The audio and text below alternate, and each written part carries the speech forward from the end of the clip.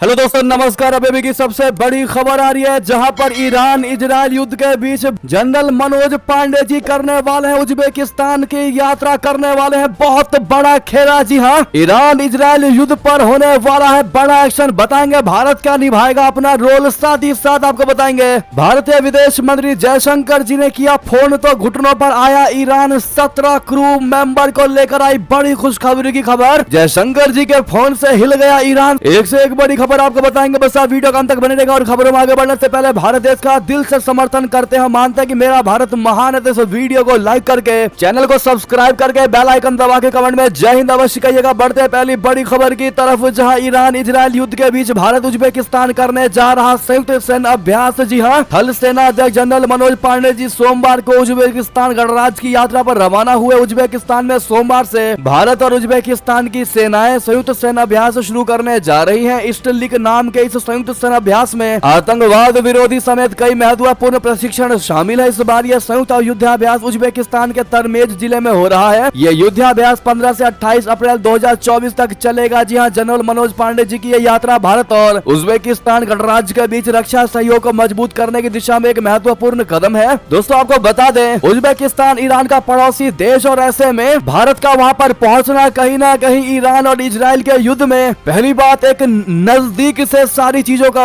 Observe करना, और वहीं दूसरी तरफ ये कयास लगाए जा रहे हैं कि भारत ईरान इजराइल के युद्ध को रुकवा सकता है। आपको आगे बताएंगे कैसे। साथ ही साथ सेना प्रमुख जनरल मनोज पांडे जी की उज्बेकिस्तान की यात्रा काफी ज्यादा अहम मानी जा रही है ईरान और इजराइल युद्ध को लेकर। तो वहीं आपको बता दें बड़ी खबर, जयशंकर जी ने किया ईरान को फोन तो घुटनों पर आया ईरान। 17 क्रू मेंबर को लेकर आई बड़ी खुशखबरी की खबर। जहाज पर फंसे 17 भारतीयों से जल्द मिल सकेंगे अधिकारी। बता दें, इजराइल पर ईरान के हमले के बाद रविवार को पीएम नेतन्याहू की अगुवाई वाली कैबिनेट मीटिंग में तय हुआ है कि ईरान को इजराइल पर किए गए हमले का अंजाम भुगतना होगा। यानी इजराइल ईरान के हमले का जवाब देगा, लेकिन कब ये अभी तय हो नहीं पाया है। टाइम्स ऑफ इजराइल ने दावा किया कि इजराइल जल्द ही ईरान पर रॉकेट और मिसाइलों से हमला बोल सकता है। इस बीच भारतीय विदेश मंत्री जयशंकर जी ने ईरानी विदेश मंत्री ईरान में मौजूद जहाज पर 17 भारतीयों की रिहाई के लिए ईरानी विदेश मंत्री से बात की है। मीडिया रिपोर्ट्स की माने तो जहाज को लेकर ईरान के विदेश मंत्रालय ने कहा है कि हम मामले की जांच कर रहे हैं, हम कब्जे में लिए गए जहाज के बारे में जानकारी जुटा रहे हैं, हम जल्द ही भारत सरकार के अधिकारियों को जहाज में सवार क्रू मेंबर से मिलने की अनुमति देंगे। तो दोस्तों, वहीं आपको बड़ी खबर बताते हैं, जहां चीन का नंबर 1 दुश्मन भारत से खरीदेगा लड़ाकू हेलीकॉप्टर। अमेरिका के दोस्त की LCA तेजस में बड़ी दिलचस्पी। जी हां, गोयाना को डोर्नियर 228 विमान देने के बाद भारतीय एरोस्पेस निर्माता हिंदुस्तान एरोनॉटिक्स लिमिटेड HAL एक और बड़ी डिफेंस डील क्रैक करने के काफी करीब पहुंच गया है। माना यह जा रहा है कि बहुत जल्द HAL को फाइटर जेट और हेलीकॉप्टर सेगमेंट में महत्वपूर्ण डील हासिल होगी। यूरो टाइम की रिपोर्ट के मुताबिक भारत और फिलीपींस के साथ हेलीकॉप्टर और LCA तेजस को लेकर बातचीत पर एडवांस स्टेज में पहुंच चुका है, जबकि नाइजीरिया के साथ भी बातचीत ने जोर पकड़ लिया है। साथ ही साथ HAL के मुख्य प्रबंध निदेशक CB अनंत कृष्णन को उम्मीद है कि स्वदेशी लाइट कॉम्बैट एयरक्राफ्ट यानी LCA तेजस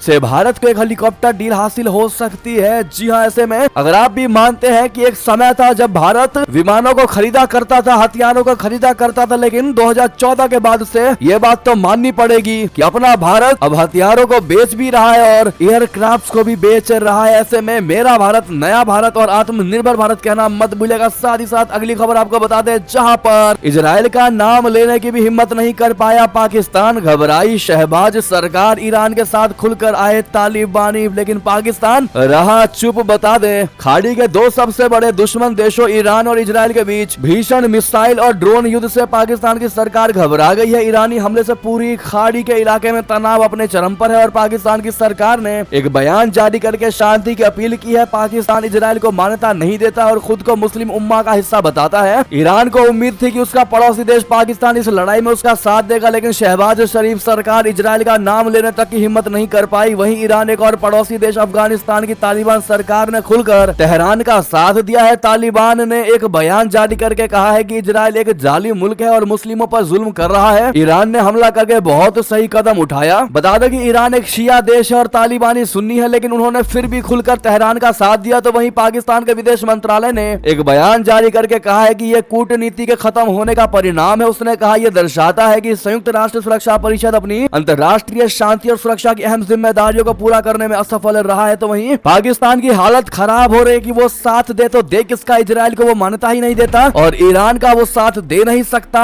इस तरीके से मझधार में फंस चुका है पाकिस्तान। इनडायरेक्टली तो वो कहीं ना कहीं ईरान का समर्थन कर ही रहा होगा, लेकिन फ्रंट से आकर समर्थन नहीं कर रहा है। बहरहाल इस पर आपकी जो भी राय हो कमेंट में लिखकर अवश्य बताएगा। तो वहीं आपको बता दें, इजराइल और ईरान में युद्ध खत्म करवा सकता है अपना भारत। जी हां, खाड़ी में जंग पर पाकिस्तानियों को याद आया हिंदुस्तान। बता दें, पाकिस्तानी यूट्यूबर सना अमजद से बात करते हुए नासिर ने कहा कि ईरान यानी एक पाकिस्तानी ने कहा कि ईरान को अब से बहुत पहले ये हमला कर देना चाहिए था इजराइल पर। अब उन्होंने ये हमला किया तो अच्छा किया, क्योंकि इजराइल बेलगाम हो रहा है। इजराइल के साथ अमेरिका हमेशा से सब कुछ रहा है, तो ईरान के साथ भी रशिया आएगा। ऐसे में अब ये तीसरा वर्ल्ड वॉर होता लग रहा है। तो वहीं दोस्तों, एक सॉफ्टवेयर इंजीनियर जो पाकिस्तान का था बिलाल ने कहा कि ईरान के एक इजरायली जहाज को कब्जे में लेना और उसमें भारतीयों के भी होने पर बिलाल ने कहा यह अच्छी बात है। उन्होंने कहा ईरानी इस जहाज का इस्तेमाल तनाव को खत्म करने में कर सकते हैं। वो जहाज को छोड़ने के बदले तनाव को कम करने का करें। ईरान के चीन और इंडिया से अच्छे रिश्ते हैं और इजराइल से भी ठीक रिश्ते हैं। ऐसे में मुझे लगता है कि भारत इस तनाव को कम करने में एक मध्यस्थ हो सकता है। यानी पाकिस्तानियों को लग रहा है कि भारत इजराइल और ईरान के युद्ध को भी खत्म करवा सकता है। यानी पाकिस्तानी भी अब भारत का लोहा मान रहे हैं। ऐसे में आपकी जो भी राय हो कमेंट में लिखकर अवश्य बताइएगा। साथ ही साथ दोस्तों, अपना भारत आज मजबूत हुआ है, इसका सबसे बड़ा श्रेय आप किसको देना चाहेंगे कमेंट में लिखकर अवश्य बताएगा। तो वहीं आपको बता दें, सिंगापुर के प्रधानमंत्री छोड़ रहे हैं अपना पद। अब कौन होगा सिंगापुर का अगला प्रधानमंत्री? बता दें, सिंगापुर के प्रधानमंत्री ली सीन लुंग ने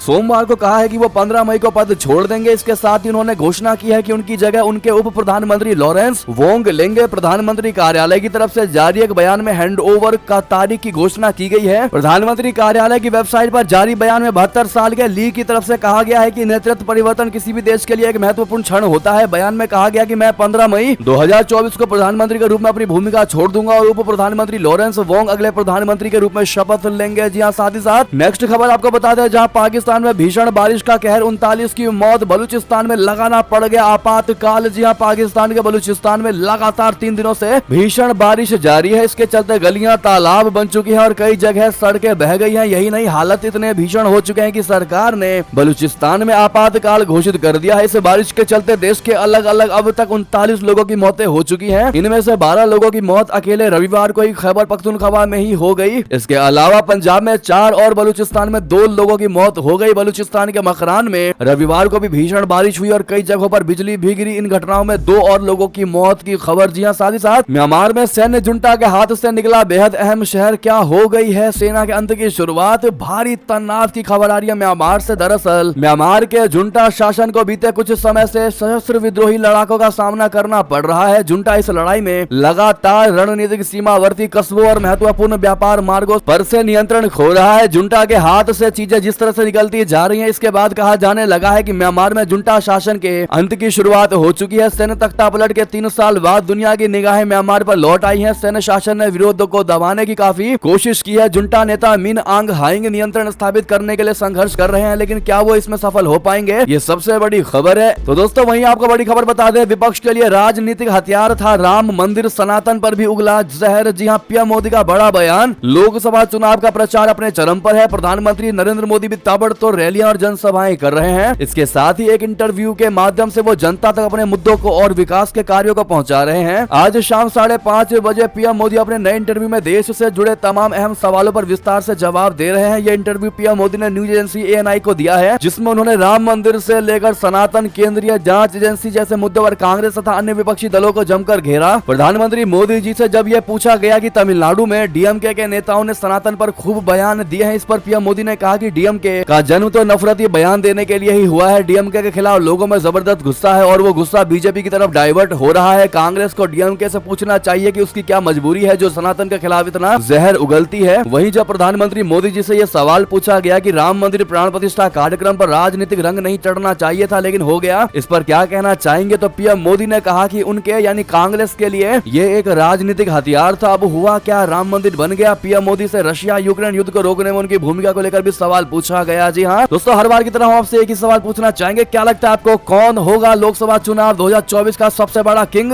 यानी कौन जीतेगा ये चुनाव, कौन सी पार्टी, और साथ ही साथ कौन होगा अगला प्रधानमंत्री? देखते हैं क्या कहती है भारत की जनता। साथ ही साथ ये थी की सारी बड़ी खबरें। आपको हमारी खबर कैसी लगी? आशा करता हूँ बहुत अच्छी लगी होगी। थोड़ी भी अच्छी लगी तो इस वीडियो को दोस्तों में, भाइयों में, साथियों में, रिश्तेदारों में शेयर अवश्य कर दीजिएगा और अभी कर दीजिए वीडियो को लाइक, चैनल कर दीजिए सब्सक्राइब, बेल आइकन दबाइए, साथ ही कमेंट बॉक्स में लिख दीजिएगा जय हिंद जय भारत। मिलते अगली बड़ी खबर में। धन्यवाद।